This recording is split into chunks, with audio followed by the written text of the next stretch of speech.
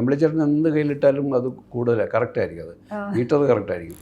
ഇത് ശ്രീനിയും അത്തരത്തിൽ ഗംഭീരമായിട്ട് എഴുതുന്ന ആളാണ്. ശ്രീനിയുടെ ഡയലോഗുള്ള ഞാൻ പറഞ്ഞു കൊടുക്കുന്നത് ശ്രീനിയുടെ ഡയലോഗാണല്ലോ. അത് പ്രസൻറ്റ് ചെയ്യുമ്പോഴാണ് അവരതിനകത്ത് ചില കുറച്ചും കൂടെ ഒന്ന് അതിനെ എൻഹാൻസ് ചെയ്യുന്ന രീതിയിൽ എന്തെങ്കിലും അവരുടെയും കൂടെ കോൺട്രിബ്യൂഷൻ ഉണ്ട്. അതിനകത്ത് ഈ ചായക്കട ഗുസ്തി സമയത്ത് ചായ വിൽക്കുന്നുണ്ട്. ചേട്ടനും അനിയും 2 ചായക്കടയാണ്, കാട്ടാ ഗുസ്തി ചായ എന്നൊക്കെ പറയുന്നത്.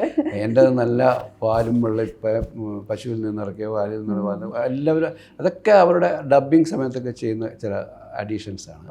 പക്ഷേ ഇവരെല്ലാവരും അമ്പിളിച്ചേട്ടനായാലും അങ്ങനെ സീസൺഡ് ആയിട്ടുള്ള ആക്ടേഴ്സ് അതുകൊണ്ട് അവർ അതിൻ്റെ വലിയതായിട്ടുള്ളൊരു പൊടിപ്പെന്നും അങ്ങനെ അത് കേട്ടുകൊണ്ട് അതിനെ കുറച്ചുകൂടെ നന്നാക്കാൻ എപ്പോഴും ശ്രമിച്ചുകൊണ്ടിരിക്കും. അത് നമുക്കൊരിക്കലും റിജക്റ്റ് ചെയ്യേണ്ട കാര്യമില്ല. അത് കുറച്ചും കൂടെ ബെറ്റർ ആകത്തുള്ളൂ. ഇപ്പം ജഗദീഷ് ശ്രീകുമാറിൻ്റെ ഈ സിനിമയിലൊരു കത്ത് വരുന്നുണ്ട് പുള്ളിക്ക്. മറ്റേ ആളുടെ കത്ത് വായിക്കുമ്പോൾ പുള്ളി ഇത് മുഴുവൻ വായിച്ചിട്ട് ഇങ്ങനെ കാണിച്ചു തരാൻ പുള്ളിയും കൂടെ ചാടി എഴുന്നിട്ട് അല്ലെങ്കിൽ വേണ്ട പിന്നെ എന്ന് പറയുന്നുണ്ട്. ഇത് തന്നെയാണ് അതിൻ്റെ വേറൊരു വേർഷനാണ് കിരീടത്തിൽ.